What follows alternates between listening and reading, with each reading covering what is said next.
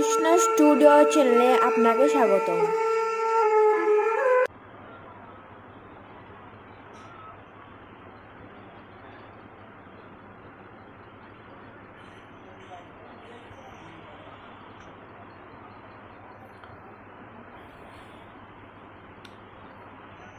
ওম নমো ভগবতে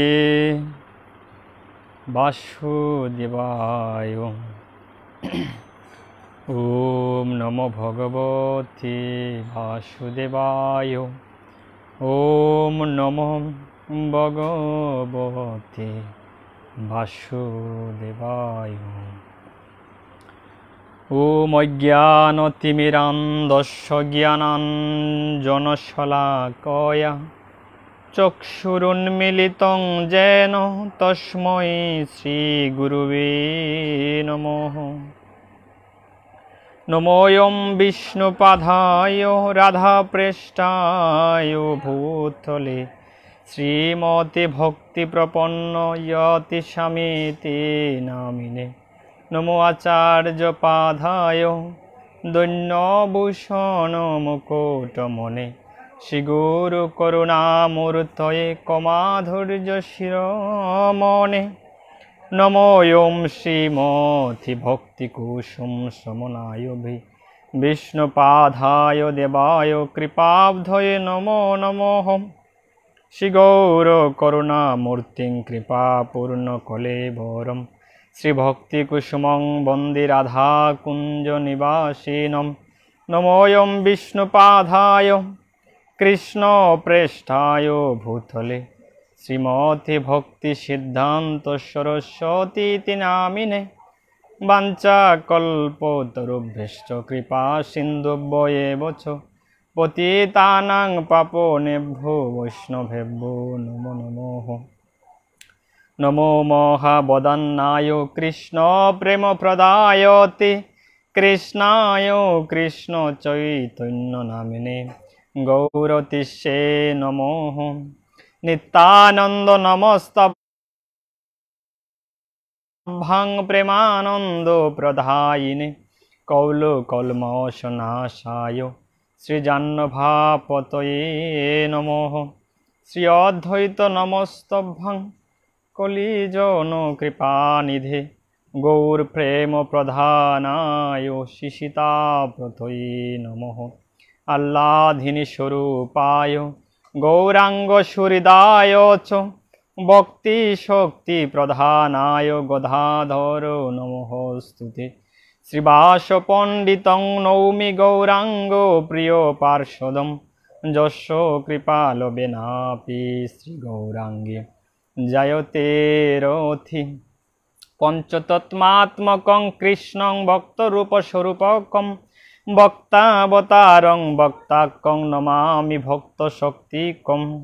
হে কৃষ্ণ করুণা সিন্ধো দীনবন্ধো জগৎপথে গোপেশ গোপিকা কান্ত রাধাকান্ত নমঃস্তুতে।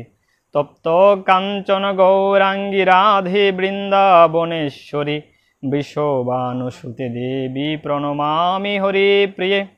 বৃন্দায় তুলসী দেব্যৈ প্রিয়ায় কেশবসূচ কৃষ্ণ ভক্তিপদে দেবী সত্যবত্যৈ নমো নমঃ। মহাপ্রসাদে জননী সর্বসৌভাগ্যবর্ধিনী আদিবেদী হরা নিত্যং তুলসিতং নমঃস্তুতে। নীলাচল নিবাসায় নিত্যায় পরমাত্মনে বলভদ্র সুভদ্রাভ্যাং জগন্নাথায়তি নমঃ। উগ্রং বীরং মহাবিষ্ণুং জ্বলন্तं সর্বতোমুখং নৃসিংহ ভীষণং ভদ্রং মৃত্যুম নমামি অহম। বন্দে শ্রীরূপ সনাতন ভট্ট রঘুনাথ শ্রীজীব গোপাল ভট্ট দাস রঘুনাথ। এই ছয় গোসারি করি চরণ বন্দন যাহা হইতে বিঘ্ন নাশ অভীষ্ট পূরণ। এই ছয় গোসারি করি চরণ বন্ধন যাহা হইতে মিলে বাই কৃষ্ণ প্রেমধন। এই ছয় গোসাই যার মই তার ধাস তাসো বার পধরে নমুর পঞ্চগ্রাস। তাদেরও চরণ সেবী ভক্ত শনিবাস, জনমে জনমে মোর এই অভিলাষ। এই চয় গোসাই প্রভু মোরে কর দয়া, চরণে শরণ নিলাম দাও পদ ছায়া। এই চয় গোসাই যবে ব্রজে কইলা বাস, রাধা কৃষ্ণের নিত্য লীলা করিলা প্রকাশ, মনের আনন্দে বলো হরি। বজ বৃন্দাবন শ্রী গুরু বৈষ্ণব পদে মজাইয়া মন, শ্রী গুরু বৈষ্ণব পাদ পদ্ম করিয়াস, নাম সংকীর্তন কহি নরোত্তম দাস। জয় জয় শ্রীকৃষ্ণ চৈতন্য প্রভু নিত্যানন্দ, শ্রী অদ্বৈত গদাধর শ্রীবাসাদি শ্রী গৌর ভক্তবৃন্দ। হরে কৃষ্ণ কৃষ্ণ কৃষ্ণ হরে হরে, হরে রাম রাম রাম হরে হরে।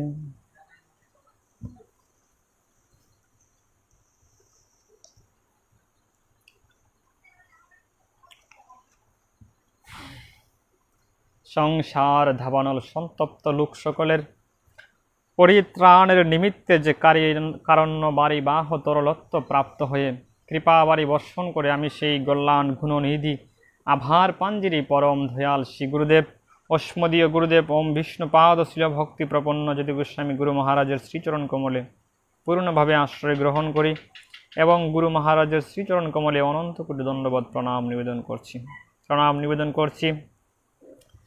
শ্রদ্ধেয় শিক্ষা গুরু শ্রী রাহুল কৃষ্ণ দাস প্রভুজির শ্রীচরণ কমলে অনন্ত কোটি দণ্ডবত প্রণাম নিবেদন করছি। সমবেত গৌর ভক্ত বৃন্দের আপন আপন গুরু মহারাজের শ্রীচরণ কমলে প্রণাম নিবেদন করছি। সমবেত গৌর অনলাইনে দেশ এবং দেশের বাহির থেকে যে সকল গৌর ভক্তবৃন্দ এই লাইভে যুক্ত হয়েছেন, সমস্ত গৌর ভক্তবৃন্দের শ্রীচরণ কমলে আমি অজ্ঞদম ভাজন বৈষ্ণব জ্ঞানে প্রণাম নিবেদন করছি। বাঞ্ছা কল্পতরু বেষ্ট কৃপা সিন্ধুভ্যেব চ পতিতানাং পাপনেভ্যো বৈষ্ণবেভ্যো নমো নমঃ। শুরুতেই সবার কাছে একটা বিনীত নিবেদন, সবাই এই লাইভটিকে সর্বোচ্চ সংখ্যক শেয়ার করবেন, এই প্রার্থনা রাখছি সবার শ্রীচরণ কমলে। সবাই এই লাইভটিকে শেয়ার করবেন এবং শেয়ার করে আপনাদের যারা বন্ধুবান্ধব রয়েছে, আমাদের যারা আশেপাশে রয়েছে, সকলের কাছে যেন আমরা এই কৃষ্ণ কথা, এই হরি কথাকে সবার কাছে পৌঁছাতে পারি, সবাই যেন এই হরি কথা শ্রবণ করতে পারে, সেই সুযোগ সবাইকে করে দিন, এই প্রার্থনা রাখছি আপনাদের শ্রীচরণ কমলে।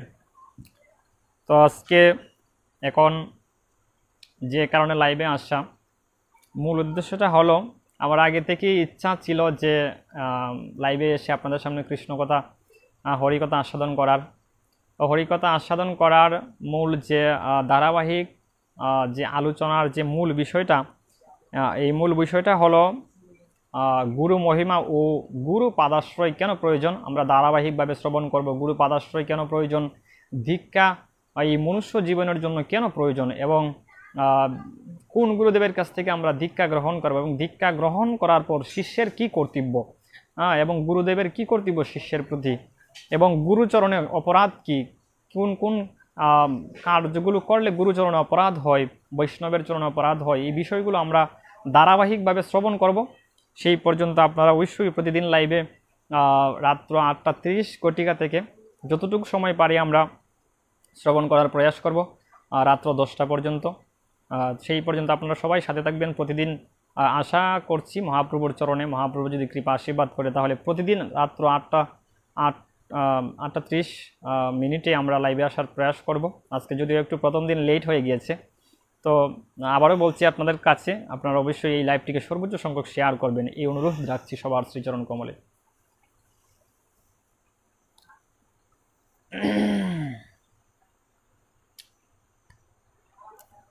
তো মূল বিষয়টা, আলোচনার যে মূল বিষয়, এই মূল বিষয়টি হচ্ছে গুরু মহিমা ও গুরু পাদাশ্রয় কেন প্রয়োজন। আমরা প্রথম জানব এই মনুষ্য জীবনের যে মূল উদ্দেশ্য। মনুষ্য জীবনের মূল উদ্দেশ্য হচ্ছে ভগবত আরাধনা, অর্থাৎ ভগবানের শ্রীচরণ কমল লাভ করা, ভগবত আরাধনা করে, ভগবত সাধনা করে, ভগবানের সাধনা করে, ভগবানকে সেবা করে, ভগবানের শ্রীচরণ লাভ করাই হচ্ছে এই মনুষ্য জীবনের মূল উদ্দেশ্য। এই তত্ত্বটা আমরা হরিকথা বিভিন্ন মাধ্যম দ্বারা, হরিকথা হরিকীর্তন দ্বারা, ভাগবতের কথা দ্বারা আমরা অনেকেই এই মনুষ্য জীবনের যে মূল উপলব্ধিটা সেটা অনেকেই অবগত হতে পেরেছি।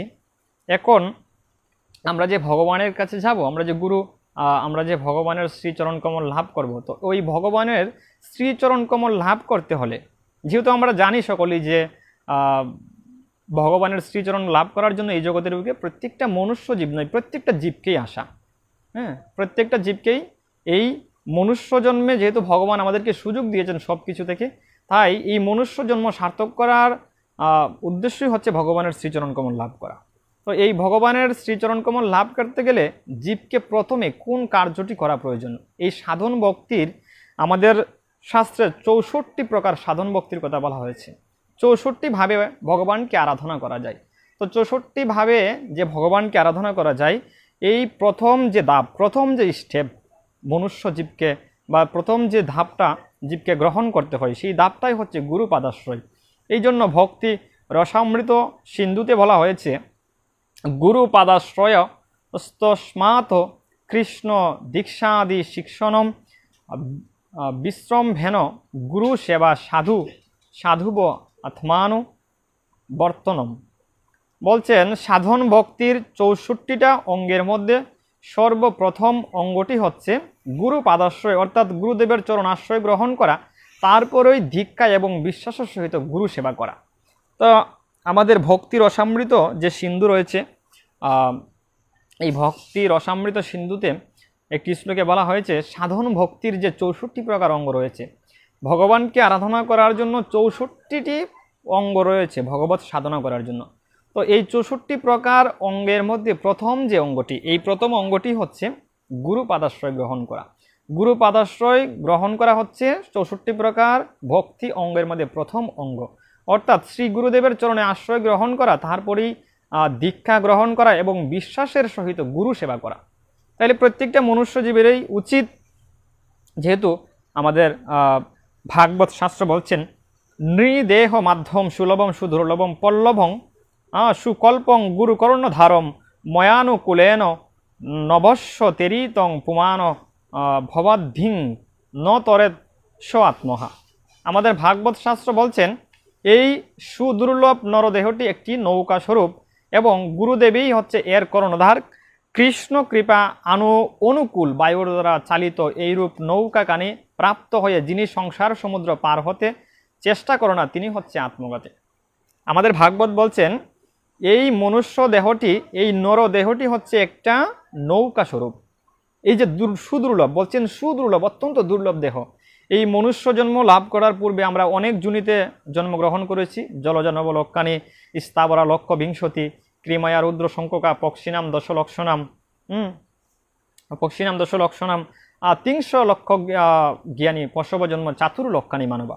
আমাদের শাস্ত্র বলছেন এই মনুষ্য জন্ম, বিষ্ণু পুরাণে একটি শ্লোকে বলা হয়েছে এই মনুষ্য জন্ম লাভ করার পূর্বে প্রত্যেকটা জীবকেই 9 লক্ষবার জলজ প্রাণী হয়ে জন্মগ্রহণ করতে হয়েছে। কখনো জলের হাঙ্গর, কখনো মাছ, কখনো কৃমিকীট, কখনো যে কোনো জলের মধ্যে যে সকল প্রাণীরা বাস করে, তথা ওই সকল প্রাণী, ওই সকল জুনিতে আপনাকে সবাইকে জন্ম নিতে হয়েছে। জলজ নবলক্ষানে স্থাবরা লক্ষ বিংশতি, বলছেন 20 লক্ষবার বৃক্ষ জুনিতে আসতে হয়েছে। যে কোনো বৃক্ষ একটা জুনিতে আমাকে 20 লক্ষবার জন্মগ্রহণ করতে হয়েছে। 11 লক্ষবার কৃমিকীট, 11 লক্ষবার আমাকে কৃমিকীট, কখনো কেঁচো, কখনো যে কোনো ধরনের কৃমিকীট, মশামাছি হয়ে প্রায় এইভাবে 11 লক্ষবার আমাকে জন্ম নিতে হয়েছে। তারপরে বলছেন পক্ষী নাম দশলক্ষণাম, পক্ষী পাখি জুনি, যে কোনো একটা পাখি হয়ে, কখনো টিয়া শালিক পাখি, কখনো ময়না পাখি, যে কোনো একটা পাখি হয়ে, কাক হয়ে আমাকে আসতে হয়েছে, এইভাবে 10 লক্ষবার। তারপরে বলছেন 300 লক্ষ জ্ঞানী পশব জন্ম, অর্থাৎ 30 লক্ষবার পশুজনী হয়। তো সমস্ত এই 80 লক্ষ জুনির মধ্যে 84 লক্ষ জুনি ভ্রমণের মধ্যে 30 লক্ষবার পশুজনী সবচেয়ে বেশি প্রাপ্ত হয়। কারণ মানুষ সবচেয়ে বেশি পশুর মতো কাজ করে, পশুর মতো স্বভাব আচরণ বেশি হওয়ার ফলে মানুষের পশুজনীটাই সবচেয়ে বেশি প্রাপ্ত হয়। তো 300 লক্ষ জ্ঞানী পশব জন্ম, পশু জন্মটা 30 লক্ষবার হয়। তারপর কৃপা করে ভগবান আমাদেরকে হয়তোবা মনুষ্য জনিতে পুণ্য কর্মের দ্বারা আমাকে পাঠিয়ে দেন। তো এতগুলো জন্ম পেরিয়ে আমরা একটি সুদুর্লভ এরূপ নৌকা স্বরূপ একটা দেহ পেয়েছি, যে দেহটা ভগবান অত্যন্ত কৃপা করে আমাদেরকে দান করেছেন। কেন দান করেছেন? দান করার উদ্দেশ্যই হলো যেন আমরা ইহজন্মে ভগবত সাধনা করে, ভগবত আরাধনা করে, ভগবানের সেবা করে আমরা যেন ভগবানের শ্রীচরণ কমলে যেতে পারি।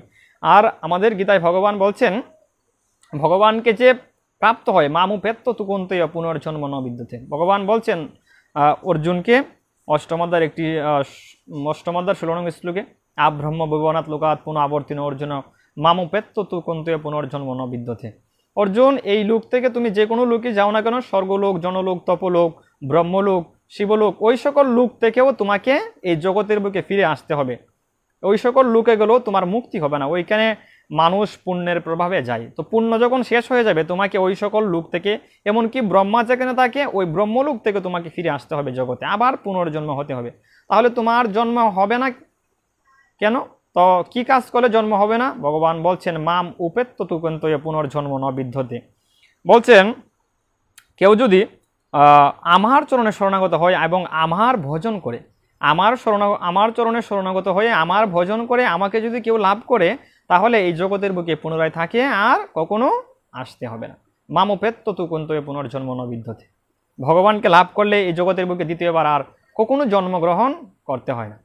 তাহলে এই যে 84 লক্ষ যোনি ভ্রমণ করে এই মনুষ্য জন্ম আমরা লাভ করেছি, তো এই মনুষ্য জন্মটাকে আমাদের ভাগবত বলছেন এই মনুষ্য জন্মটা এই নরদেহটিও একটি নৌকা স্বরূপ। এই নরদেহটা একটা নৌকা স্বরূপ। তো নৌকাটা ভাসছে কোথায়? নৌকাটা ভাসার স্থানটা হলো এই সংসার নামক মহাসমুদ্র। আমরা সংসার নামক মহাসমুদ্রে পড়ে আছি। আমরা সাঁতার ও কূলে কোনো কূলে যেতে পারছি না, না এ কূলে যেতে পারছি না ও কূলে থাকতে পারছি। যদি এই পৃথিবীতে সারা জীবন বেঁচে থাকতাম যে অনন্তকাল আমরা এই পৃথিবীতে থাকবো, এই পৃথিবীতেও আমরা অনন্তকাল থাকতে পারছি না। আবার নরকে যেতে হচ্ছে, গিয়ে পাপের কারণে নরকে গমন করতে হচ্ছে, আবার নরকে শাস্তি ভোগ করে আবার এই পৃথিবীর বুকে আপনাকে সবাইকে জন্মগ্রহণ করতে হচ্ছে।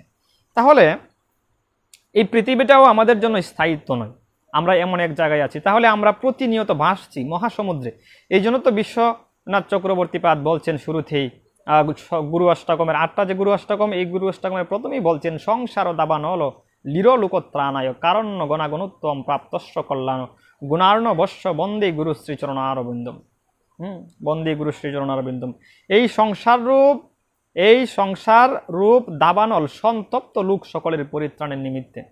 বলছেন এই সংসারটা হচ্ছে একটা দাবানল, অগ্নি সমতুল্য। অগ্নি, প্রতিনিয়ত অগ্নি। দাবানল দেখবেন গত আমরা কয়েক মাস আগে, হয়তো 1 বছর হয়ে গিয়েছে, আমরা দেখেছি যে অস্ট্রেলিয়ার যে জঙ্গল, যে বিশাল যে জঙ্গল, ওই জঙ্গলে দাবানল সৃষ্টি হয়েছিল। দাবানল সৃষ্টি হওয়ার পর কোটি কোটি প্রাণী মারা গিয়েছে, অনেক মানুষও মারা গিয়েছে এই দাবানলে। তাহলে এই যে দাবানল সৃষ্টি হলো, এই দাবানল কেহ নিবাতে পারে না।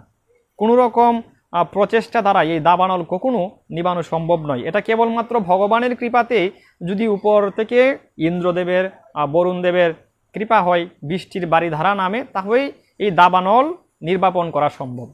তাহলে এই দাবানলে কোটি কোটি প্রাণী, কোটি কোটি জীব মৃত্যুবরণ করেছে। তাহলে বুঝতে পারছেন এই দাবানলটা কী। আর বলছেন এই সংসারটা হচ্ছে আর একটা দাবানল, আর এই সংসারটা হচ্ছে একটা মহাসমুদ্র।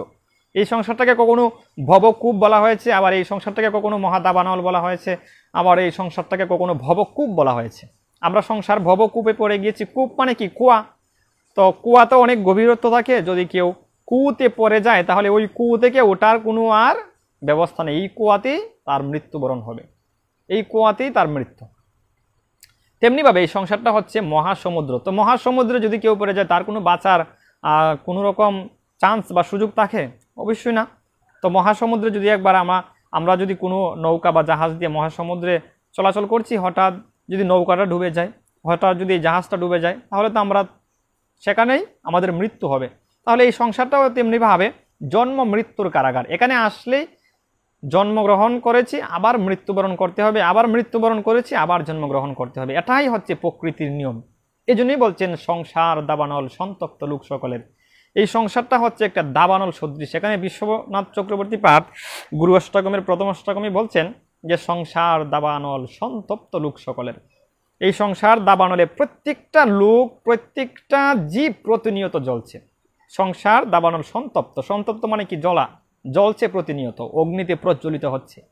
এই অগ্নির তাপ যদি আমাদের গায়ে লাগে, সাধারণ যে অগ্নি আমরা দেখতে পাই, যে অগ্নি দ্বারা যে আমরা রান্না বান্না করি, যে অগ্নি, এই অগ্নির তাপ আমাদের গায়ে যদি লাগে, আমাদের শরীরে যদি স্পর্শ করে, তাহলে আমাদের শরীরে কি হয়, জ্বালা সৃষ্টি হয়। আর যদি একটু বেশি লেগে যায়, তাহলে আমাদের শরীরে যে কোনো জায়গায় একটা ফুসকা পড়ে যেতে পারে, ফুসকা উঠলে পরে তো আরও বেশি যন্ত্রণা হয়। তেমনিভাবে এই সংসারটা হচ্ছে একটা অগ্নিকুণ্ড। এই অগ্নিকুণ্ডের মাঝখানে আমরা পড়ে গিয়েছি। অগ্নিকুণ্ডের মাঝখানে পড়ে আমরা প্রতিনিয়ত জ্বলছি মানে কি, দুঃখ পাচ্ছি। কি দুঃখ? আধ্যাত্মিক, আদি ভৌতিক, আদি দৈবিক দুঃখ। এই 3 প্রকার দুঃখ জীব জন্ম থেকে মৃত্যু অবধি সেটা সে পাচ্ছে। জন্ম থেকে মৃত্যু অবধি এই দুঃখগুলো সে প্রতিনিয়ত পাচ্ছে। আধ্যাত্মিক, আদি ভৌতিক এবং আদি দৈবিক, এই 3টা দুঃখ। আমাদের জীবনে যে সকল দুঃখগুলো আসে, এই দুঃখগুলোর মধ্যে একটা দুঃখ হচ্ছে আধ্যাত্মিক দুঃখ, একটা দুঃখ হচ্ছে আদি দৈবিক দুঃখ, আর একটা দুঃখ কি, আদি ভৌতিক দুঃখ। তো আদি দৈবিক দুঃখ কি? আদি দৈবিক হচ্ছে দৈব দ্বারা গঠিত যে দুঃখ হয়। যেমন হঠাৎ করে বন্যায় এসে গেল, আমার বাড়িঘর সব কিছু নিয়ে গেল, হঠাৎ করে এমন জলোচ্ছ্বাস, তুফান, খরা, বৃষ্টি এগুলো নেমে আসলো, এগুলো হচ্ছে দৈব দ্বারা গঠিত দুঃখ। কখন আসে জীবকে ধ্বংস করার জন্য সেটা কেউ বলতে পারে না। দৈব দ্বারা গঠিত যে দুঃখ তাকে বলা হয় আদি দৈবিক দুঃখ। আদি ভৌতিক দুঃখ কি? আদি ভৌতিক দুঃখ হচ্ছে মানুষ অন্যান্য জীব থেকে যে কষ্ট পায়। অন্যান্য জীব থেকে মানুষ যে কষ্ট পায়, যে কোনো প্রাণী থেকে সে আঘাত পেতে পারে, এটাই হচ্ছে অন্যান্য জীব থেকে মানুষ যে কষ্ট পায় তাকে আদি ভৌতিক দুঃখ বলা হয়। তারপরে হচ্ছে আধ্যাত্মিক দুঃখ। আধ্যাত্মিক দুঃখ কি? মানুষ যে কর্মফলগুলো নিয়ে আসে। মানুষ কি কর্মফল নিয়ে আসে? এই জগতের বুকে দেখবেন কেউ দুঃখী, কেউ সুখী, কেউ রাস্তায় জন্মগ্রহণ করছে, কেউ ক্ষুধায় তৃষ্ণায় কাতর হয়ে আছে, খেতে পারছে না। এই যে আধ্যাত্মিক দুঃখ, এগুলো মানুষ পাপের কারণে এই জগতে মানুষ নিয়ে আসে, সঙ্গী করে। মানুষের কর্ম, মানুষের পাপেই এই জগতে দুঃখের কারণ হয়ে দাঁড়ায়। এই যে আমরা সংসারে দুঃখ পাচ্ছি, এই দুঃখের মূল কারণ কি?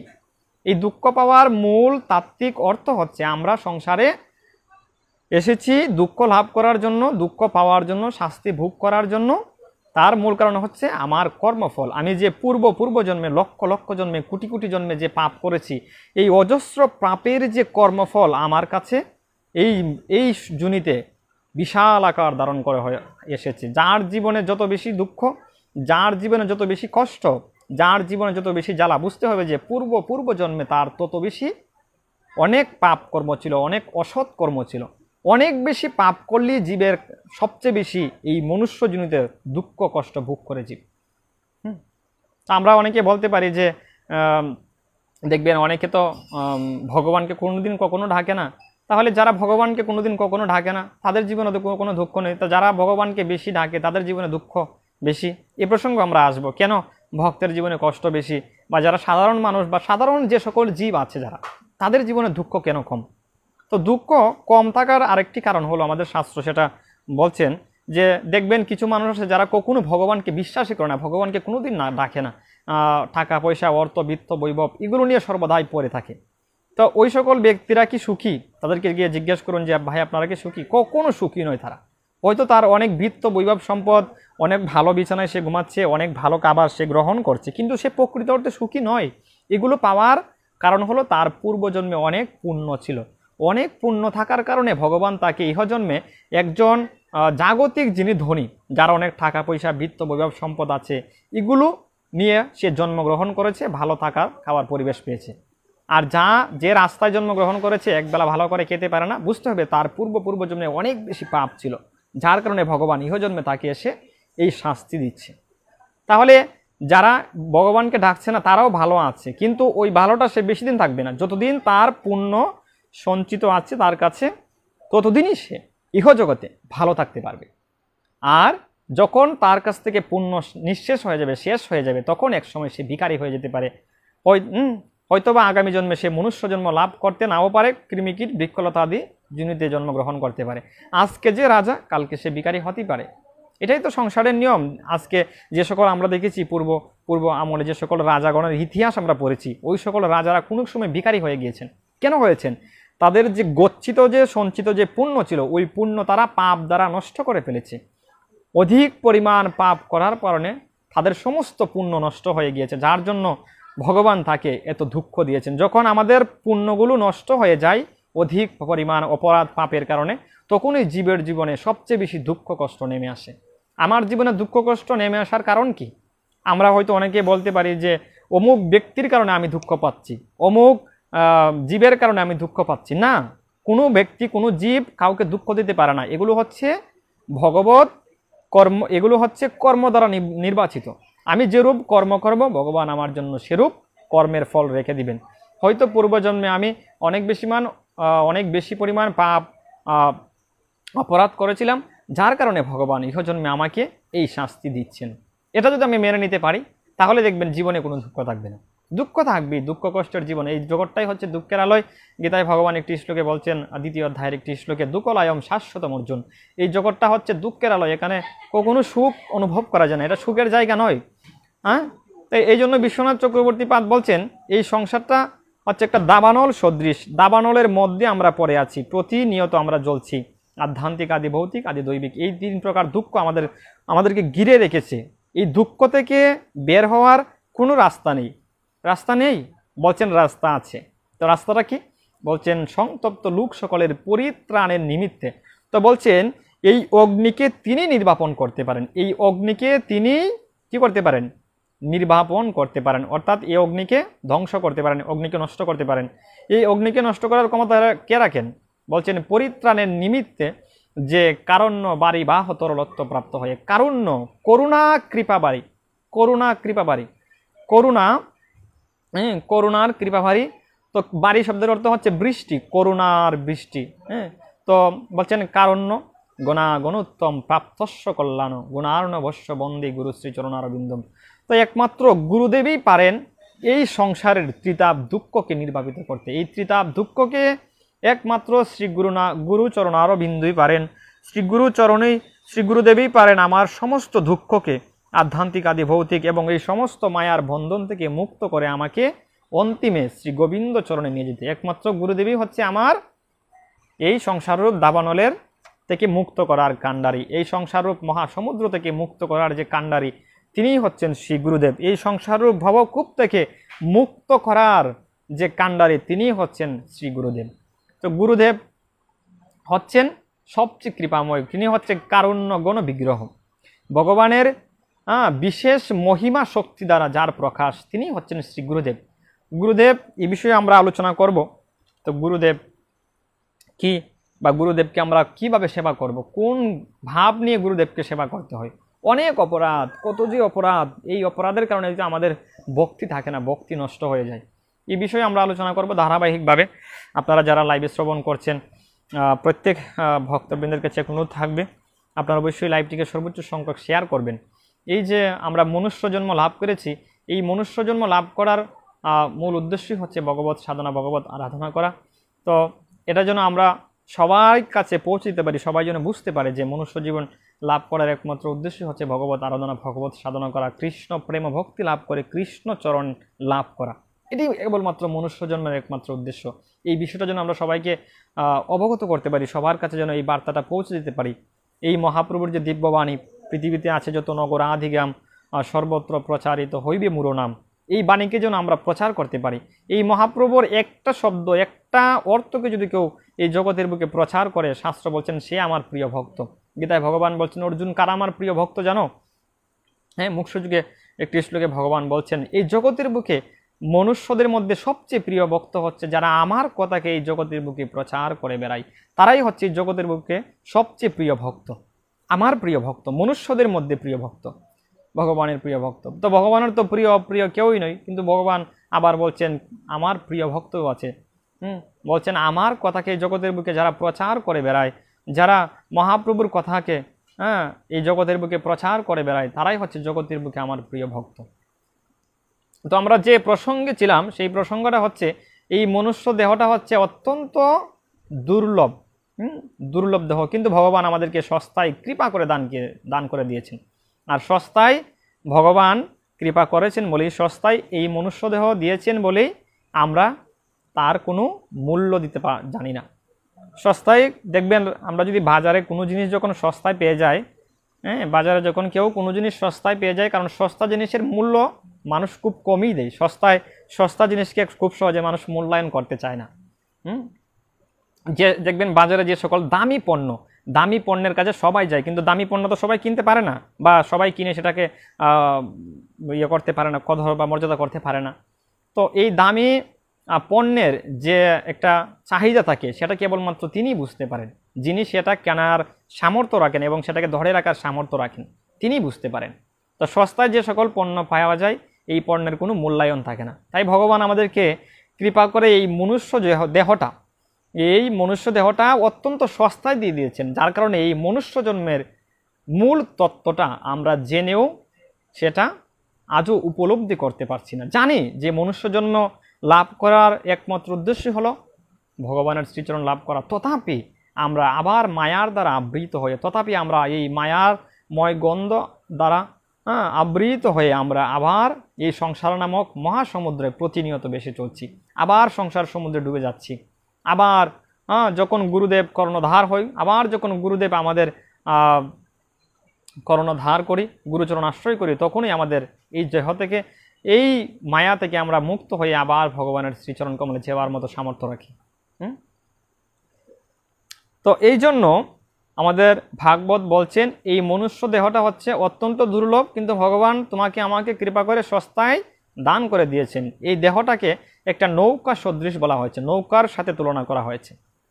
তো নৌকা সাথে তুলনা এই জন্যই করা হয়েছে, যদি এই দেহটা নৌকা না হয় তবে এই সংসার নামক মহাসমুদ্রে আমরা ভাসবো কি করে? আমরা তো প্রতিনিয়ত বেশে চলছি সংসার নামক মহাসমুদ্রে। তো এই মহাসমুদ্রে বেশে চলছি এই দেহরূপ নৌকা নিয়ে, বেশে আছি, কিন্তু কোথায় গিয়ে লাগবে এই নৌকা? না এদিকে যেতে পারছে, না ওদিকে যেতে পারছে, অর্থাৎ না ভগবানের চরণ কমল লাভ করতে না পারছে, না আবার এই জগতে স্থায়িত্ব হচ্ছে, কোনো দিকে স্থায়িত্ব হচ্ছে না। এই জগতের বুকে আমরা বারবার জন্মগ্রহণ করছি, বারবার মৃত্যুবরণ করছি। তো এই দেহটা হচ্ছে একটা নৌকা স্বরূপ, নৌকা সদৃশ। গুরুদেব হলো এর কর্ণধার। কৃষ্ণ কৃপা অনুকূল বায়ুর দ্বারা চালিত এইরূপ নৌকা কানি প্রাপ্ত হয়ে যিনি সংসার সমুদ্র পার হতে চেষ্টা করে না, তিনি তো আত্মঘাতী।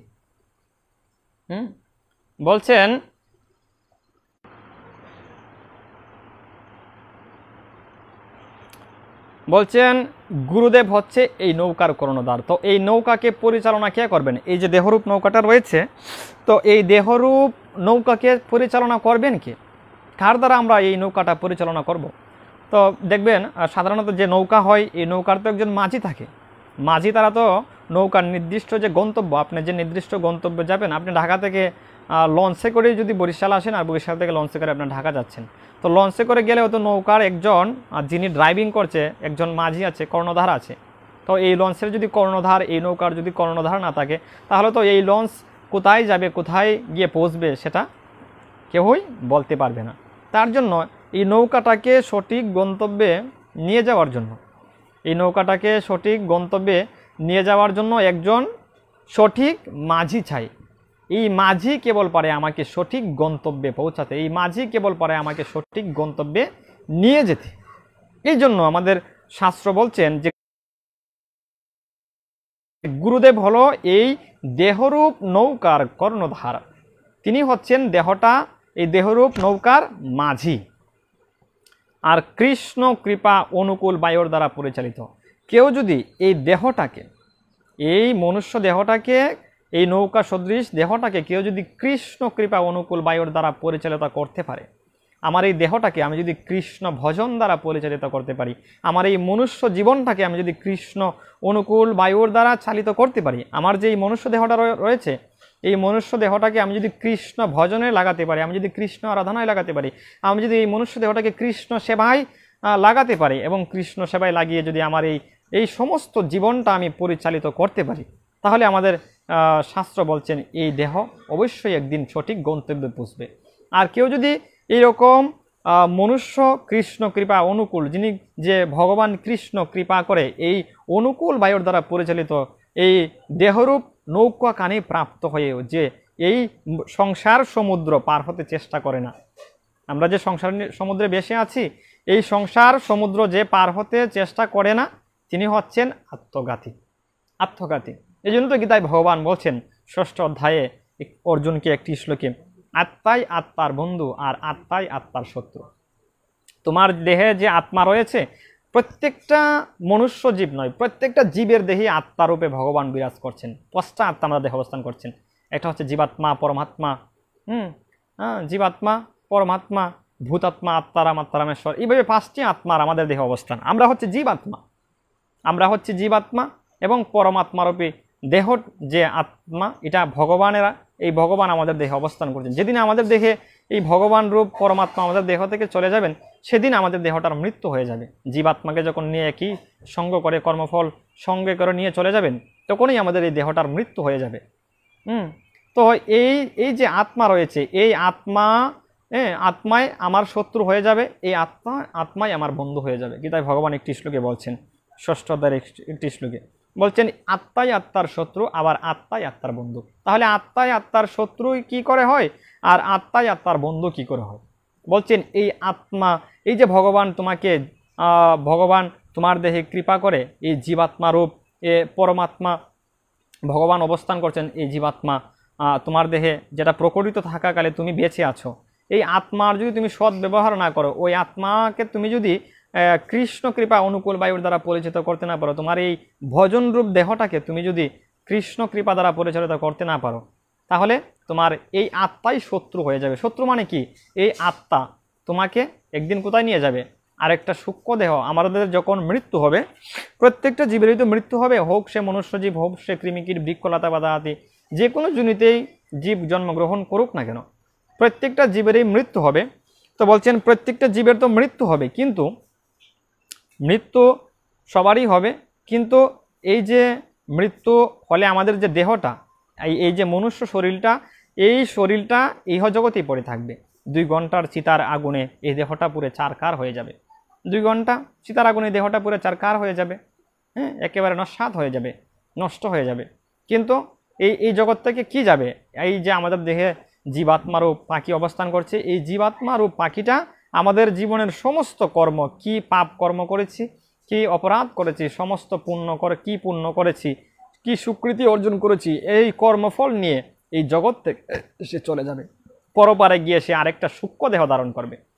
সে যদি পাপ কর্ম করে, অর্থাৎ আমি যদি পাপ কর্ম করি, তাহলে এই সূক্ষ্ম দেহ নিয়ে আমাকে নরকে গমন করতে হবে। নরকে গমন করলে কি হবে? আমাদেরকে ওই নরকে গমন করে যে সূক্ষ্ম দেহ ধারিত হবে, ওই সূক্ষ্ম দেহে আমাদেরকে শাস্তি ভোগ করতে হবে।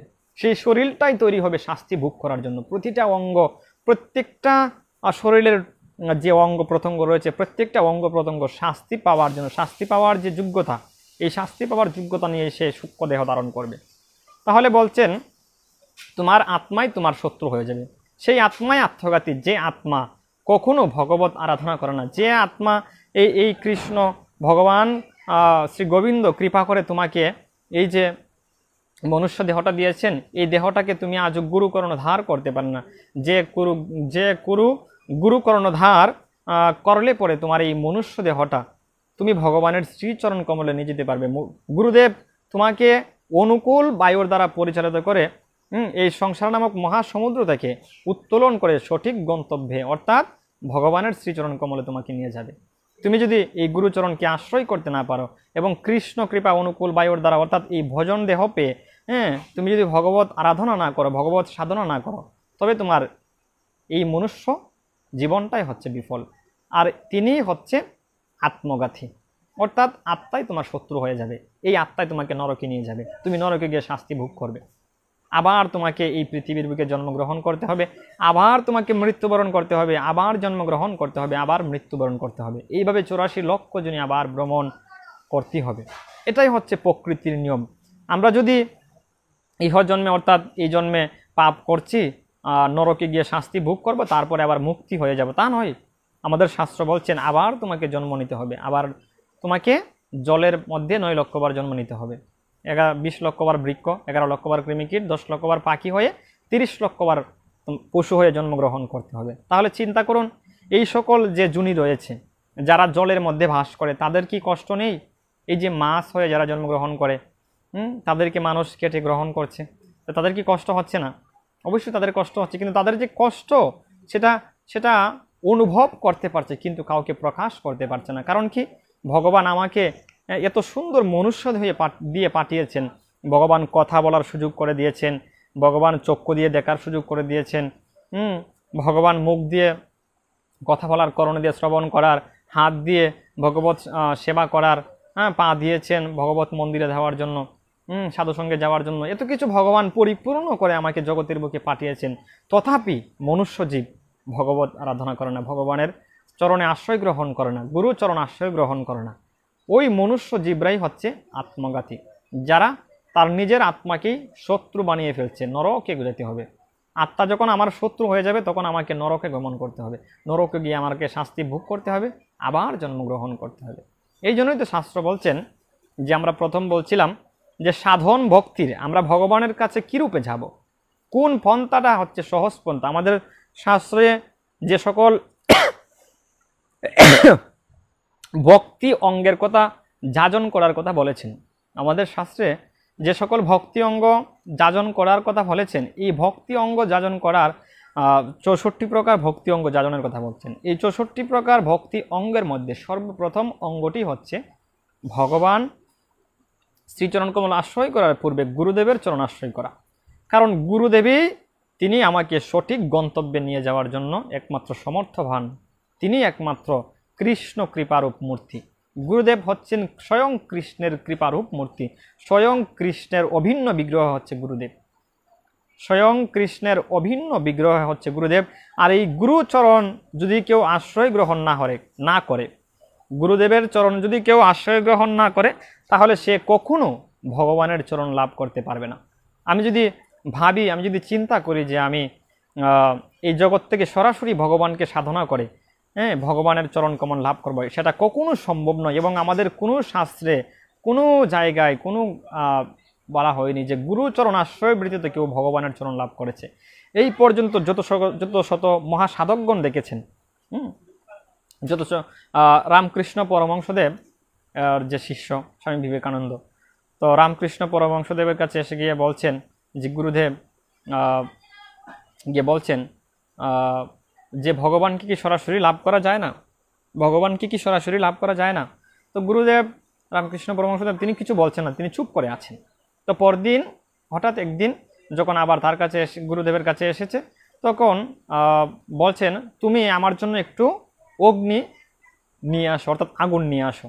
তো আগুন নিয়ে আসবে, তখন গিয়েছেন আগুন আনতে।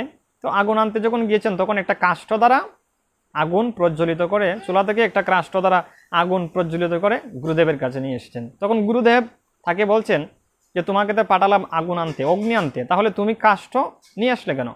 তখন বলছেন গুরুদেব কাষ্ঠ ছাড়া তো আগুন আনা যাবে না, অগ্নি আনা যাবে না। তাহলে তখন গুরুদেব উত্তর দিলেন, দেখো তুমি যে প্রশ্ন করেছিলে আমাকে পূর্বে যে আমি কি সরাসরি ভগবানকে লাভ করতে পারি না, তাহলে গুরুচরণ কেন আশ্রয় করবো, কেন গুরুদেবের চরণে আশ্রয়ে থাকা প্রয়োজন, কেন গুরুদেবের কাছ থেকে দীক্ষা মন্ত্র গ্রহণ করা প্রয়োজন?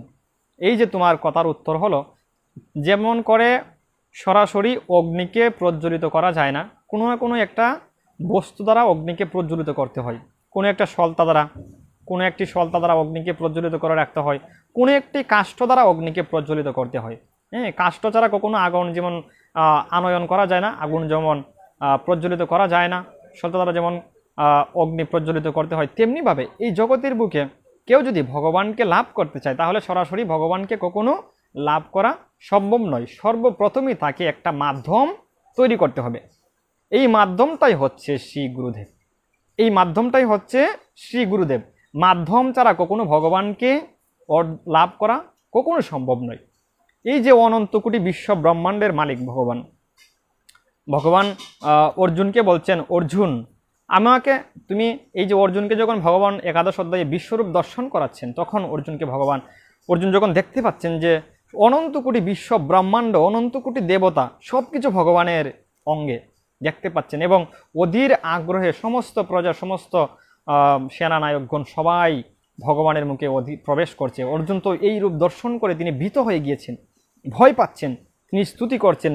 তিনি দেখতে পাচ্ছেন যে সমস্ত আদি মুনি ঋষিগণ সবাই ভগবানের স্তুতি করছে, ভগবান তুমি শান্ত হও। এই যে এই বিশ্বরূপ অর্জুন দেখে তিনি ভয়ে ভীত। তখন ভগবানের কাছে স্তুতি করে বলছেন, হে গোবিন্দ, হে মাধব, হে কেশব, তুমি তোমার এই রূপকে সংবরণ করে তোমার আদি অন্ত মধ্য আমি কিছু দেখতে পাচ্ছি না।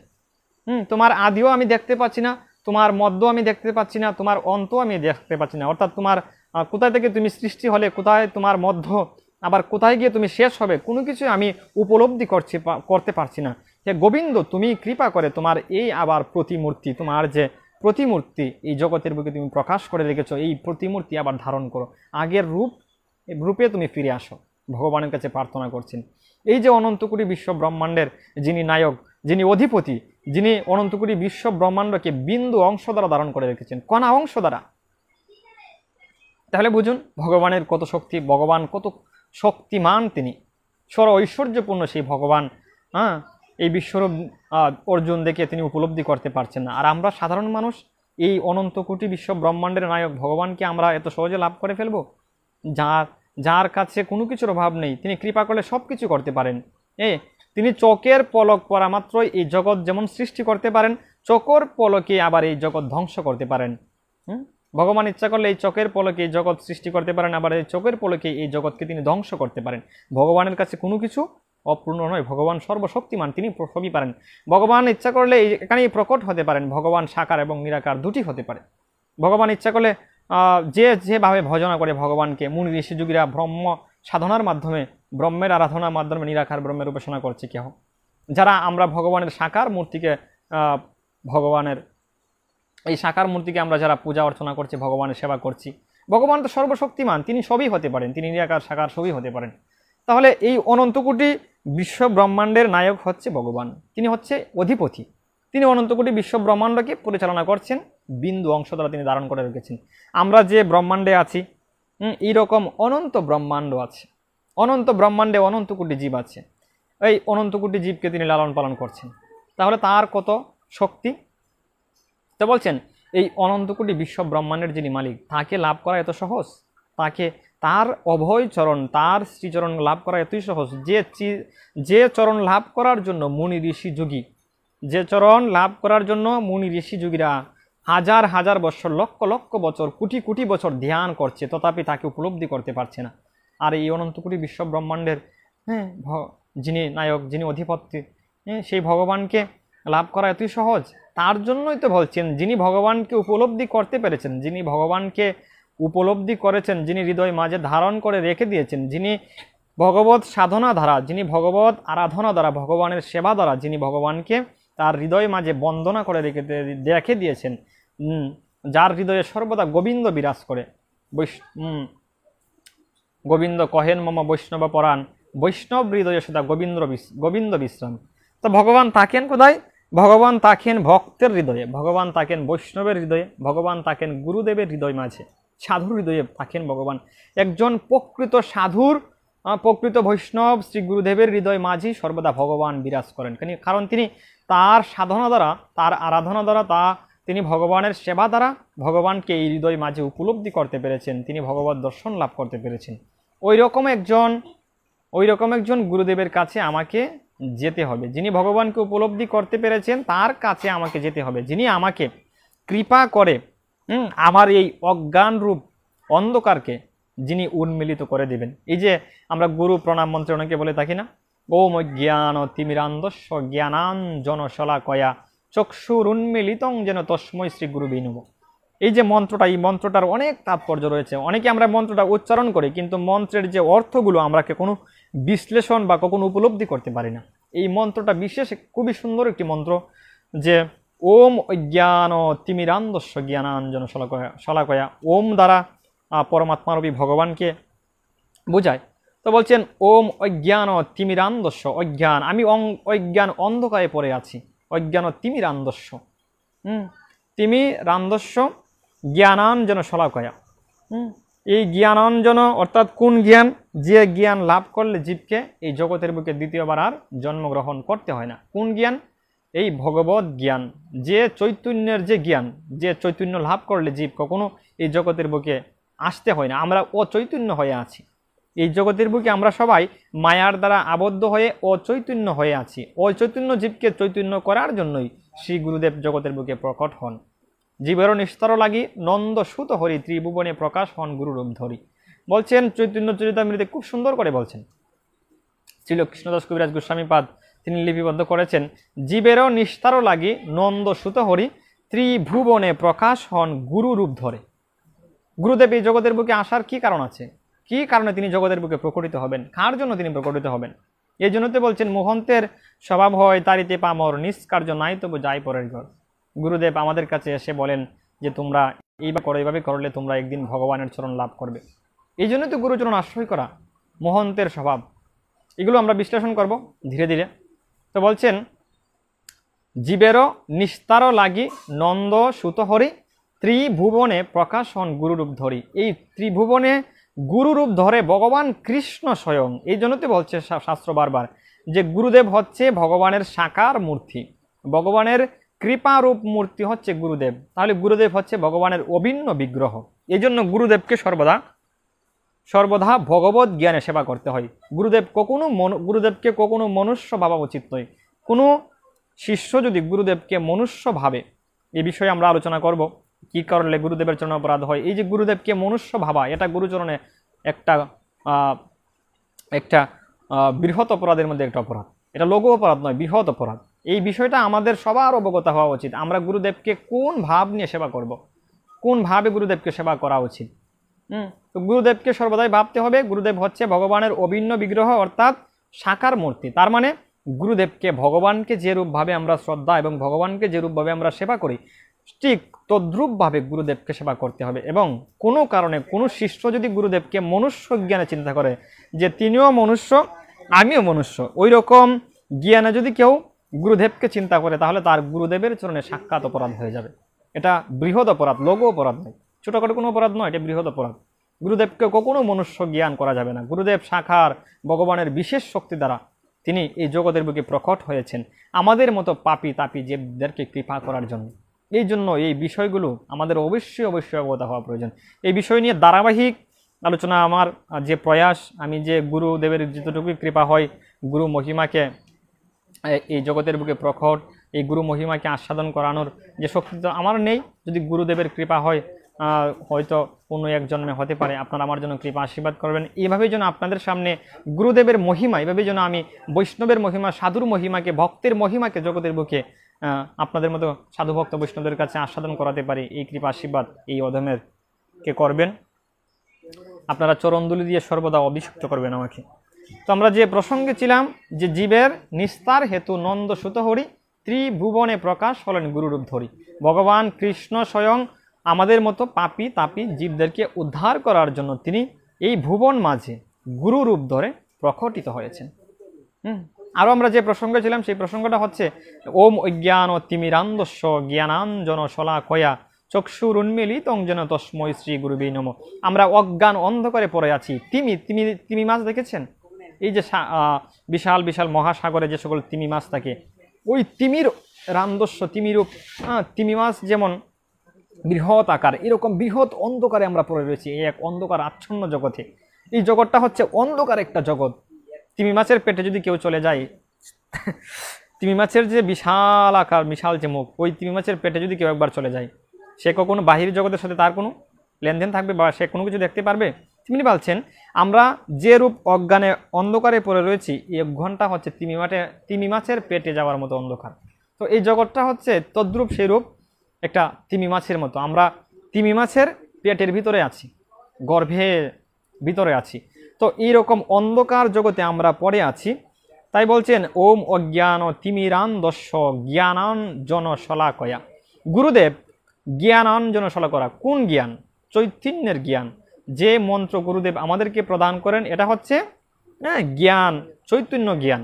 চৈতন্য জ্ঞান, যে জ্ঞান লাভ করলে জীব বুঝতে পারে মনুষ্য জন্মের মূল উদ্দেশ্য কি এবং মনুষ্য জন্ম লাভ করে জীবকে কি কি করা প্রয়োজন। গুরুচরণ আশ্রয় করা প্রয়োজন, ভগবানের চরণ আশ্রয় করা প্রয়োজন, ভগবত আরাধনা করা প্রয়োজন, ভগবত সাধনা করা প্রয়োজন, ভগবত ভজন করা প্রয়োজন। সেটা সে উপলব্ধি করতে পারে কেবলমাত্র গুরুদেব যদি কৃপা করে আমাদেরকে এই চৈতন্য মন্ত্র প্রদান করে থাকে, এই জ্ঞান আমাদেরকে দিব্য জ্ঞান প্রদান করে থাকে। এই জন্যই তো বলছেন জ্ঞানান জনশলাকয়া, জ্ঞান অঞ্জন শলাকা দ্বারা আমাদের যে চক্ষু রয়েছে এই চক্ষুকে তিনি উন্মিলিত করে দেন। এই চক্ষুকে, আমাদের চক্ষুর মধ্যে আমাদের যে চর্মচক্ষু রয়েছে, এই চক্ষু দ্বারা আমরা কখনো গুরুদেবকে উপলব্ধি করতে পারি না, কখনো ভগবানকে আমরা উপলব্ধি করতে পারি না।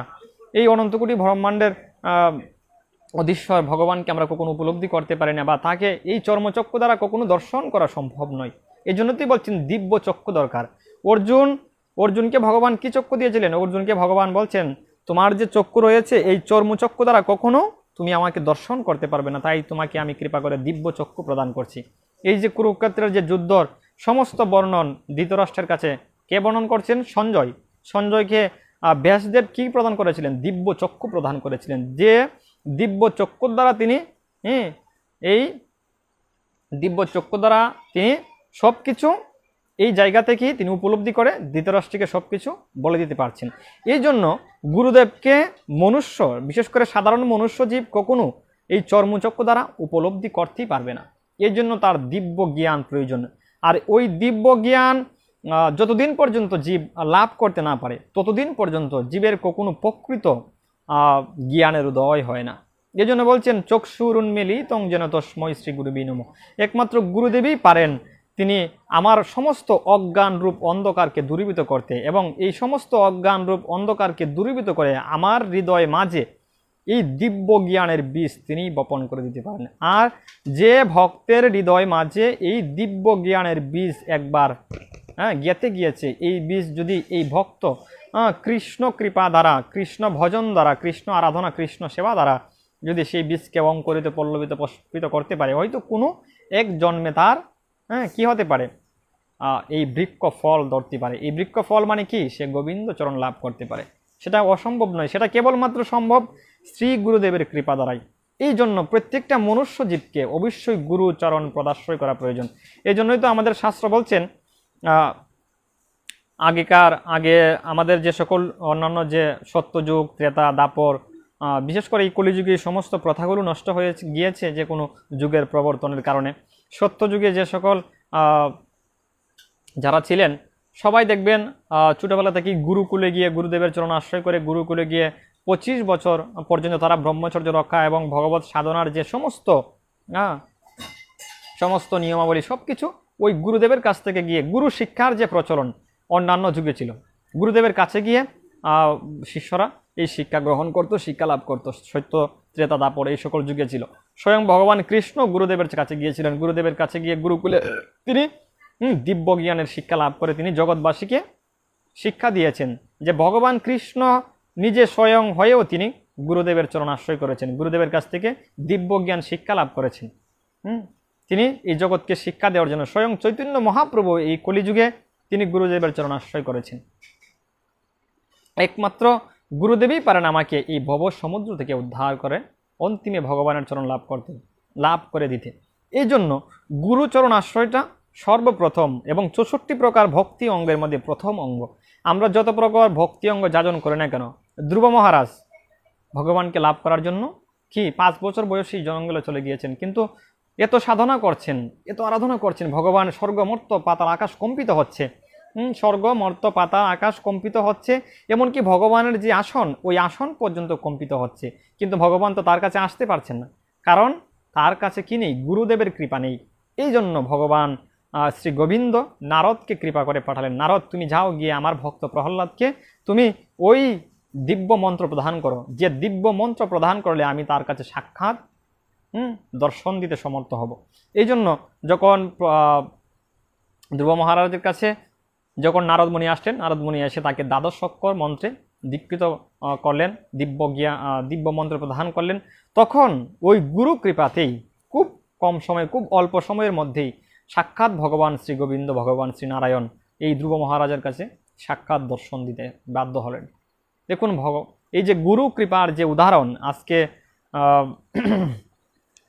গুরু কৃপার যে উদাহরণ, এই গুরুদেবের কৃপা ছাড়া কখনো আমাদের এই সংসার থেকে যেমন উদ্ধার হওয়া সম্ভব নয়, যেমন কখনো ভগবানের চরণ লাভ করা সম্ভব নয়। এই জন্য আমাদের শাস্ত্র বারবার বলছেন প্রত্যেকটা জীবকে, প্রত্যেকটা মনুষ্য জীবকে সর্বপ্রথমেই গুরুচরণ আশ্রয় করা প্রয়োজন। প্রত্যেকটা মনুষ্য জীবকে গুরুচরণ আশ্রয় করতে হবে। আমরা যারা এখনো গুরু দীক্ষা গ্রহণ করিনি বা গুরুদেবের চরণ আশ্রয় গ্রহণ করিনি, প্রত্যেকটা মনুষ্য জীবকে, প্রত্যেকটা জীবকে গুরুদেবের চরণ আশ্রয় গ্রহণ করা খুবই শীঘ্রই প্রয়োজন। এই জন্য আমি বলছিলাম যে প্রসঙ্গটা বলার ছিলাম এই প্রসঙ্গটা হলো আমাদের আগে যেমন আমরা দেখতে পেতাম যে গুরুকুল ছিল, গুরুকুলের কাছে গিয়ে আমরা গুরুদেবের কাছ থেকে এই দিব্য মন্ত্র প্রাপ্ত হতো, কিন্তু এটা কালের প্রবর্তনের কারণে সেটা পরম্পরাক্রমে নষ্ট হয়ে গিয়েছে। এখন তো সেটা চলেই গিয়েছে। এখন বর্তমান যে একটা সময় আসছে, এই যে বর্তমানে যে কলিযুগ চলছে, এই সময়টাতে অনেকে গুরুদেবের চরণে আশ্রয় গ্রহণ করে না। এমনও ব্যক্তি আমরা দেখেছি সমাজে, আমি নিজের চোখে দেখা, এমনও অনেক ব্যক্তি আছেন যারা কখনো গুরুদেবের চরণ আশ্রয় গ্রহণ করেনি, গুরুদেবের কাছেই কখনো যায়নি। এই অবস্থায় তার মৃত্যু হয়েছে। হ্যাঁ, কেউ যদি অধিকৃত অবস্থায় মৃত্যু হয়, কেউ যদি গুরুচরণ আশ্রয় গ্রহণ না করে, তার কি গতি হয়, এটাও আমরা ধারাবাহিকভাবে আলোচনা করব, বিশ্লেষণ করব। আপনারা অবশ্যই প্রতিদিন রাত্র 8:30 হইতে আমরা 10 পর্যন্ত যতটুকু সম্ভব এই গুরু মহিমা আমরা আস্বাদন করব। অবশ্যই প্রতিদিন আপনারা এই লাইভে এসে যুক্ত হবেন, আপনাদের কাছে এই প্রার্থনা রাখছি। তো গুরুকুলের যে সিস্টেমটা ছিল, এই গুরুকুলের সিস্টেমটা পরবর্তীকালে এই সময়কালে সেটা ধারাবাহিক ক্রমে এবং পরম্পরায় ক্রমে নষ্ট হয়ে গিয়েছে। এর জন্য এই গুরুকুল থেকে যে শিক্ষাটা আগে লাভ হতো, এই শিক্ষাটা পুরোপুরিভাবে এখন নষ্ট হয়ে গিয়েছে। আছে, পুরোপুরিভাবে নষ্ট হয়নি, এখনও আছে অনেক জায়গায়। অনেক যারা গুরুদেবের সদ্গুরুদেবের চরণ যারা আশ্রয় করেছেন, ভজনশীল সদ্গুরুদেবের চরণে যারা আশ্রিত হতে পেরেছে, তারা ওই গুরুকুলে থেকে আজও এই দিব্য জ্ঞান, এই চৈতন্য জ্ঞান তারা লাভ করতে সমর্থ হয়েছে। এই জন্য একজন প্রকৃত ভজনশীল সদ্গুরুদেবের চরণ আশ্রয় গ্রহণ করা প্রয়োজন। এই প্রসঙ্গে আমরা জানব যে ভজনশীল সদ্গুরুদেবের লক্ষণ, এবং আমরা ভজনশীল সদ্গুরুদেবকে কি করে চিনব। কারণ আমাদের যে চর্মচক্র রয়েছে, আমাদের যে ক্ষুদ্র জ্ঞান রয়েছে, এই ক্ষুদ্র জ্ঞান দ্বারা তো কখনো একজন প্রকৃত সাধুকে চেনা সম্ভব নয়। আর সাধু ছাড়া কখনো সাধুকে চেনা যায় না। চোর যেমন চোরকে চিনে, সাধু যেমন সাধুকেই চিনে, বৈষ্ণব বৈষ্ণবকে চিনবে, ভক্ত ভক্তকে চিনবে। ভক্ত প্রকৃত ভক্তই আরেকজন প্রকৃত ভক্তকে চিনতে সমর্থ। হ্যাঁ, তো একজন প্রকৃত যিনি উত্তম অধিকারী সাধু, যিনি গুরুর আসনে বসেছেন, যিনি গুরুদেব, তো ওনাকে উপলব্ধি করতে গেলে আমাকে তো সেই স্তরে যেতে হবে, আমাকেও সেই আরাধনা করতে হবে, সেই সাধনা করতে হবে, তবেই তো আমি গুরুদেবকে উপলব্ধি করতে পারবো। তো ওই গুরুদেব কেমন, এবং শাস্ত্রে তার বাহ্যিক যে লক্ষণগুলো বলা হয়েছে, কোন লক্ষণগুলোর দ্বারা আমরা বুঝবো যে তিনি একজন উত্তম অধিকারী সাধু, এবং তার চরণে আশ্রিত হলে আমরা ইহ সমুদ্র, এই ভব সমুদ্র থেকে মুক্ত হয়ে আমরা অন্তিমে ভগবানের চরণ লাভ করতে পারবো। এই সমস্ত কথা আমরা ধারাবাহিকভাবে আলোচনা করব, অবশ্যই আলোচনা করব। এটাই আমার গুরু মহিমা, এই কথারূপ, এই গুরু মহিমার দ্বারা আমি আমার গুরুদেবের শ্রীচরণ কমলে পুষ্পাঞ্জলি অর্পণ করব। এটাই হচ্ছে আমার জীবনের সার্থকতা, যদি গুরুদেব আমাকে কৃপা করে। তো আমরা আজকে যে মূল প্রসঙ্গটা ছিল আমাদের, যে গুরু পাদাশ্রয় কেন প্রয়োজন। গুরু পাদাশ্রয় এই জন্যই প্রয়োজন, আমরা যেমন সরাসরি ভগবানের কাছে যেতে পারবো না, ভগবানের কাছে যেতে গেলে যেমন কোনো মাধ্যম প্রয়োজন, আর সেই মাধ্যমটি হচ্ছে গুরুদেব। এই জন্য মাধ্যম হচ্ছে গুরুদেব। কোন গুরুদেব? একজন ভজনশীল সদ্গুরুদেব, যার চরণ আশ্রিত হয়ে, যার কাছ থেকে আমি দিব্য জ্ঞান লাভ করে আমি এই ভগবত সাধনা করে ভগবানের চরণ লাভ করতে সমর্থবান হব। এই জন্য সমস্ত প্রকার ভক্তি অঙ্গের মধ্যে প্রথম অঙ্গটি বলা হয়েছে গুরুদেবের চরণ আশ্রয় করা, এবং গুরুদেবের চরণ আশ্রয় গ্রহণ করে গুরুদেবের কাছ থেকে দিব্য জ্ঞান লাভ করা, এবং বিশ্বাসের সহিত গুরুদেবের সেবা করা। এবং বিশ্বাসের সহিত গুরুদেবকে সেবা করতে হবে। যদি কেউ দীক্ষার পর গুরুদেবের সেবা না করে, গুরুচরণে আশ্রয় করেও যদি গুরুদেবের কেউ সেবা না করে, তার কখনো কি হবে?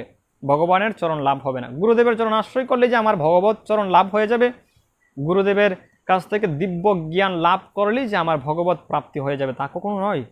বলছেন গুরুদেবের কাছে আসতে হবে, গুরুদেবের চরণ আশ্রয় গ্রহণ করতে হবে, তারপর তার কাছ থেকে দিব্য জ্ঞান প্রাপ্ত হতে হবে, তারপর শিষ্যের যে কর্তব্য, এই কর্তব্যটাই হচ্ছে গুরু সেবা করতে হবে। সে হোক গৃহে থেকে হোক, সে হোক যেখানে যে মঠ মন্দির রয়েছে গুরুদেবের আনুগত্যী হোক।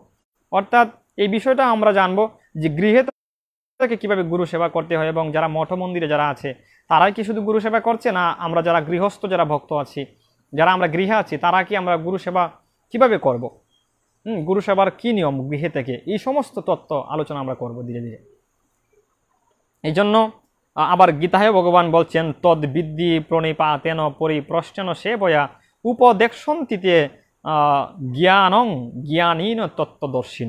বলছেন সদ্গুরুদেবের শরণাগত হয়ে তত্ত্বজ্ঞান লাভ করার চেষ্টা করো। গীতায় ভগবান অর্জুনকে চতুর্থ অধ্যায়ের 34 নং শ্লোকে বলছেন, অর্জুন তুমি একজন তত্ত্বদ্রষ্টা সদ্গুরুদেবের শরণাগত হয়ে তার কাছ থেকে তত্ত্বজ্ঞান লাভের চেষ্টা করো এবং বিনম্র চিত্তে প্রশ্ন জিজ্ঞাসা করো, অকৃত্রিম সেবার দ্বারা তাকে সন্তুষ্ট করো, তাহলেই সেই তত্ত্বদ্রষ্টা পুরুষ সত্তত্ত্বদ্রষ্টা গুরুদেব তোমাকে জ্ঞান উপদেশ দান করবেন। গীতায় ভগবান কৃষ্ণ অর্জুনকেও গুরুচরণ আশ্রয় করার কথা বলছেন। সেটা কোথায় বলছেন? চতুর্থ অধ্যায়ের জ্ঞান যুগে 34 নং শ্লোকে ভগবান বলছেন। তো কি বলছেন ভগবান? ভগবান বলছেন একজন তত্ত্বদ্রষ্টা ভজনশীল সদ্গুরুদেবের শরণাগত তুমি হও। ওই তত্ত্বদ্রষ্টা সদ্গুরুদেবের কাছে গিয়ে তুমি বিনম্র চিত্তে প্রশ্ন জিজ্ঞাসা করো। তোমার মনের যে প্রশ্ন, মনে কি প্রশ্ন, আমাদের কি প্রশ্ন হওয়া উচিত, গুরুদেবের কাছে আমরা কি প্রশ্ন করব? আমরা আমাদের মূল যে প্রশ্নটা, একজন বাড়িতে যখন ভক্ত আসে, আমাদের বাড়িতে যারই বাড়িতে ভক্ত আসো, তো একজনের বাড়িতে যখন ভক্ত আসে তখন বৈষ্ণব আসে, গুরুদেব আসে। গুরুদেবের কাছে আমরা গিয়ে বলি, গুরুদেব কৃপা করবেন যেন আমি সংসারে ভালো থাকতে পারি, আমার মেয়েটার বিয়ে হচ্ছে না, তো আপনি কৃপা আশীর্বাদ করবেন যেন মেয়েটার বিয়ে হয়। বা গুরুদেবের কাছে আমরা জাগতিক যত প্রার্থনা আছে, জাগতিক যত প্রশ্ন আছে, এগুলো আমরা গুরুদেবের কাছে রাখি, এগুলো রাখি। কিন্তু আমাদের যে প্রকৃত যে প্রশ্ন, আমাদের যে প্রশ্নটা করা উচিত, এই প্রশ্নগুলো আমরা কখনো গুরুদেবের চরণে সেটা জ্ঞাপন করি না। তো বলছেন তত্ত্বদ্রষ্টা গুরুদেবের তুমি শরণাগত হও, তার চরণে শরণাগত হয়ে তুমি বিনম্র চিত্তে তাকে প্রশ্ন করো। তো কী প্রশ্ন করবো গুরুদেবকে? এই জন্য সনাতন গোস্বামীপাদ মহাপ্রভুর কাছে গিয়ে প্রশ্ন করেছেন, জিজ্ঞাসা করেছেন কি প্রশ্ন করা উচিত জীবের গুরুদেবের কাছে গিয়ে, কে আমি কেন মরে যারে তাপত্রয়। সনাতন গোস্বামীপাদ মহাপ্রভুকে গিয়ে বলছেন, প্রভু, কারণ যারা গুরুজন আছেন, যারা আমাদের মহাজনগণ আছেন, মহাজন যে আমাদের পরম্পরা ধারায় যারা আছেন, স্বর গোস্বামীপাদের অন্যতম গোস্বামী সনাতন গোস্বামী, এই সনাতন গোস্বামী আমাদের গুরু পরম্পরার ধারায়, যারা হচ্ছেন আমাদের পূর্বতন আচার্য, যারা আমাদেরকে শিক্ষা প্রদান করে গেছেন এই জগতের বুকে কিভাবে গুরুদেবের কাছে গিয়ে প্রশ্ন করতে হয়। যদিও তিনি আমাদের হয়ে প্রশ্ন করছেন মহাপ্রভুর কাছে গিয়ে, কি প্রশ্ন করছেন? কে আমি কেন মরে যারে তাপত্রয়। বলছেন, প্রভু আমি কে, এই জগতের বুকে আমি কেন এসেছি, আমি আবার কোথায় যাবে, কেন আমি এই জগতের বুকে দুঃখ কষ্ট পাচ্ছি? আমি তো দুঃখ চাই না প্রভু, তাহলে আমি কেন এই জগতের বুকে দুঃখ কষ্ট পাচ্ছি, তুমি আমাকে কৃপা করে বলে দাও। এই যে প্রশ্ন, এই প্রশ্নগুলো আমরা কি কখনো গুরুদেবের চরণে গিয়ে রাখি যে গুরুদেব আমি কি, আমার মূল স্বরূপ কি, আমার এই জগতে আসার মূল কারণ কি, আমি কি করব, আমার মূল কর্তব্য কি, এগুলো আমাকে আপনি কৃপা করে বলে দিন। এই প্রশ্ন, এই প্রশ্নগুলো করার মতো আমাদের মন মানসিকতাও আসে না। আমরা কখনো গুরুদেবের কাছে এই প্রশ্নগুলো কখনোই করি না। দেখুন, নিজেকে প্রশ্ন করুন, যারা অনলাইনে যারা সকল ভক্তবৃন্দ যারা যুক্ত হয়েছেন, যারা করেছেন তারা তো অত্যন্ত সৌভাগ্যবান। গুরুদেবের চরণে যারা এরকম প্রশ্নগুলো রেখেছেন যে গুরুদেব, অবশ্যই গুরুদেবকে প্রশ্ন করতে হবে। গুরুদেব যদি সঠিক তত্ত্বদ্রষ্টা পুরুষ হন, অবশ্যই আপনার এই প্রশ্নগুলোর উত্তর দিতে অবশ্যই তিনি সমর্থবান হবেন। এটাই তো হচ্ছে তত্ত্বদ্রষ্টা সদ্গুরুদেবের লক্ষণ। এই জন্য তো গীতায় ভগবান অর্জুনকে বলছেন, তুমি একজন তত্ত্বদ্রষ্টা জ্ঞানী পুরুষের তুমি পুরুষের শরণাগত হও। সেই তত্ত্বদ্রষ্টা জ্ঞানী পুরুষই তোমাকে একমাত্র এই জ্ঞান উপদেশ দান করতে সমর্থবান, আর কেউ নয়। যিনি কৃষ্ণ তত্ত্ববেত্তা তিনি গুরু হওয়ার যোগ্য। আমাদের চৈতন্য চরিতামৃতে কৃষ্ণদাস কবিরাজ গোস্বামীপাদ বলছেন গুরুদেব, এই প্রসঙ্গে আমরা জানবো। যিনি কৃষ্ণ তত্ত্ববেত্তা বলছেন, যিনি কৃষ্ণকে সম্যক রূপে জানেন, যিনি কৃষ্ণকে লাভ করার যে সকল উপায়, যে সকল রাস্তা পন্থাবলী রয়েছে আমাদের শাস্ত্রে, যে সকল পন্থাবলীর কথা আমাদের শাস্ত্রে বলা হয়েছে, সমস্ত পন্থাবলী যিনি জানেন প্রকৃত রূপে, তিনিই তো হচ্ছেন একজন প্রকৃত আচরণশীল সদ্গুরুদেব। প্রকৃত আচরণশীল সদ্গুরুদেব মানে কি? যিনি কৃষ্ণকে সম্যক রূপে জানেন এবং কৃষ্ণের সমস্ত আইনকে যিনি পালন করেন। কৃষ্ণের সমস্ত আইন, ভগবান শাস্ত্রের মাধ্যমে যে সকল আইনগুলো আমাদের প্রণয়ন করেছেন, এই শাস্ত্রের সমস্ত আইনকে যিনি মেনে চলেন, যিনি শাস্ত্রের আইনকে কখনো লঙ্ঘন করেন না, শাস্ত্র যাহা বলেন তাহার আইনকে কখনো লঙ্ঘন করেন না, যিনি শাস্ত্রের সমস্ত নিয়ম সমস্ত আইনকে যিনি সঠিকভাবে যার জীবনে পালন করেন, ওই রকম একজন তত্ত্বদ্রষ্টা জ্ঞানী পুরুষের কাছে তুমি যাও, তার কাছে গিয়ে তুমি বিনম্র চিত্তে প্রশ্ন করো, আমি কে, কেন আমার জগতের বুকে আসা, এই জগতের বুকে আসার মূল উদ্দেশ্য কি, কি কর্তব্য জগতের বুকে এসে আমার, এবং আমি আমার আমার মূল গন্তব্যস্থলটা কোথায়, এই প্রশ্নগুলো আমাদের সর্বপ্রথম একজন তত্ত্বদ্রষ্টা গুরুদেবের শরণাগত হয়ে তার কাছে করা উচিত। আর সেই প্রশ্নগুলোর উত্তর যদি দিতে তিনি সমর্থবান হন, তবে তিনি একজন তত্ত্বদ্রষ্টা সদ্গুরুদেবের মধ্যে পড়বেন। এটা হচ্ছে গুরুদেবকে চেনার বাহ্যিক লক্ষণের মধ্যে একটা লক্ষণ। এটা হচ্ছে একটা লক্ষণ, বাহ্যিক লক্ষণের মধ্যে একটা লক্ষণ। আমরা আরো প্রসঙ্গক্রমে আরো জানবো। তো এই বাহ্যিক লক্ষণের মধ্যে একটা লক্ষণ হচ্ছে একজন তত্ত্বদ্রষ্টা সদ্গুরুদেব তিনি অবশ্যই তত্ত্বজ্ঞানী পুরুষ হবেন। তিনি শিষ্যের সমস্ত প্রশ্নের উত্তর দিতে সমর্থবান। শিষ্যের সমস্ত প্রশ্নের উত্তর দিতে তিনি অবশ্যই সমর্থবান হবেন, এটা হচ্ছে একটা লক্ষণ। তো বলছেন বিনম্রচিতে তার কাছে ওই প্রশ্নগুলো আমাদেরকে করা উচিত। তাহলে আমরা কি এই প্রশ্নগুলো গুরুদেবের কাছে করছি? আমরা গিয়ে বলছি গুরুদেব কৃপা করবেন, আমার এই ব্যবসাটা যেন ভালো যায়, আমার এই সংসারে দুঃখ কষ্ট লেগে আছে, আমার এই দুঃখ কষ্ট যেন দূর হয়, আমার এরকম জাগতিক যত ইচ্ছা জল্পনা কল্পনা আমাদের আছে সব কিছু আমরা গুরুদেবের কাছে গিয়ে বলি, কিন্তু কখনো এই প্রশ্নগুলো করি না। আর এই প্রশ্নগুলো যতদিন পর্যন্ত মনুষ্যজীব গুরুদেবের জন্য আশ্রিত হয়ে এই প্রশ্নগুলো করতে না পারবে, ততদিন পর্যন্ত এই ভবের বন্ধন এই মহাসমুদ্র থেকে কখনো সে উত্তরণ হতে পারবে না।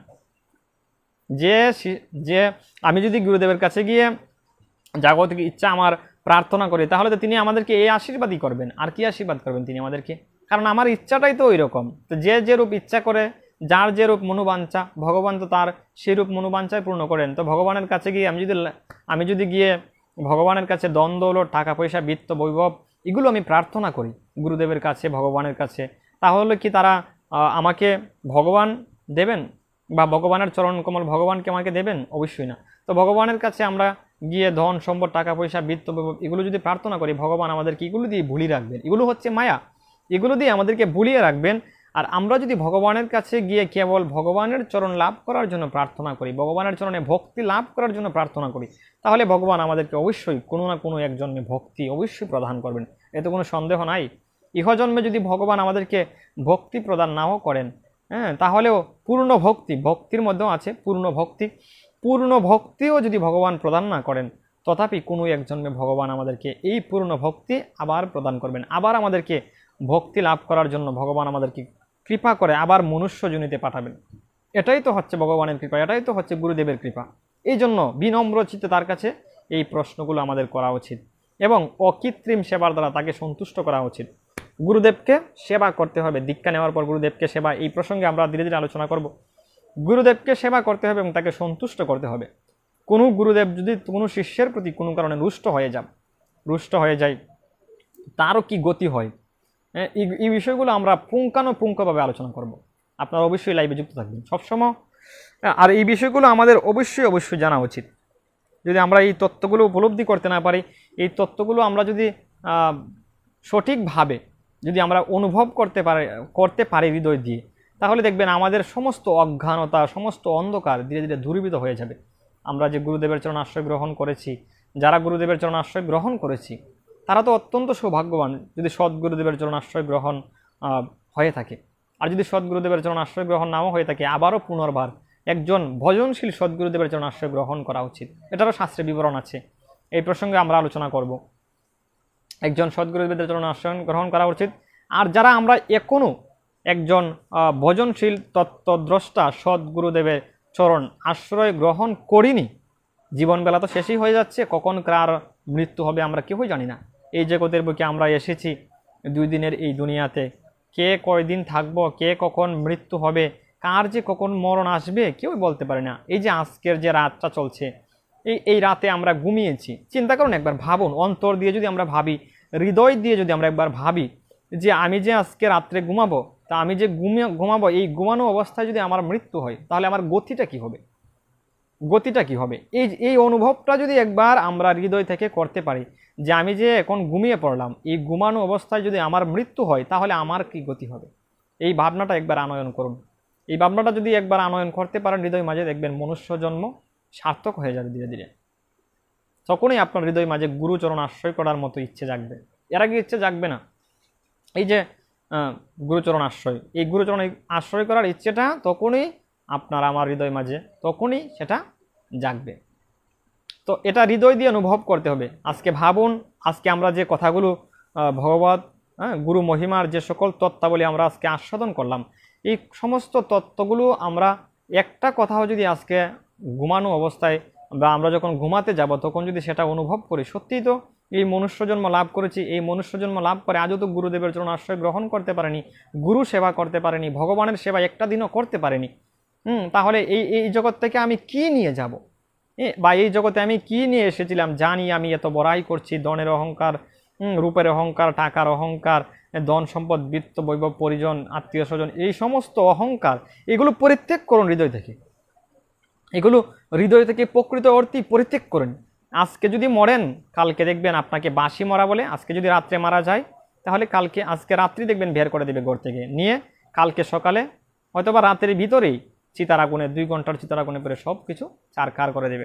এই জন্য ভক্তবৃন্দ এগুলো যদি একবার হৃদয় থেকে অনুভব করতে পারেন যে এই জগৎ থেকে কিছুই নিয়ে যেতে পারবো না, এই ভবের নাট্য মঞ্চে আমরা সকলেই অভিনয় করতে কেবলমাত্র এসেছি। অভিনয় করতে এসে একটা মা পেয়েছি, একটা বাবা পেয়েছি, একটা ছেলে পেয়েছি, একটা স্বামী পেয়েছি, একটা সন্তানাদি পেয়েছি, ভাই বন্ধু, আত্মীয় স্বজন, বৃত্ত, বৈভব, টাকা পয়সা, এগুলো কেবলমাত্র অভিনয় ক্ষেত্রে অভিনয় করতে এসে পেয়েছি। নাটকে যারা অভিনয় করে দেখবেন, নাটকে যারা অভিনয় করে ওই সকল অভিনেতারা কখনো এক একটা যে অভিনয়, যেমন এক একটা সিরিয়ালে যখন অভিনয় করে, কখনো সে কারো মা হয়ে যায়, কখনো কারো সে কখনো কারো সে মা, কখনো কারো সে শাশুড়ি, কখনো কারো সে মেয়ে, কখনো কারো সে মামি, কখনো কারো সে কাকি। এই যে একটা মানুষ এক একটা চরিত্র অভিনয় করছে, তার মানে কি আমিও সেইভাবে এই ভবের নাট্যমঞ্চে কখনো কারো মেয়ে, কখনো কারো মা, কখনো কারো শাশুড়ি, কখনো কারো এভাবে আত্মীয় স্বজন, বিভিন্নভাবে আমি আমার অভিনয় ক্ষেত্রকে আমি পরিচালনা করছি।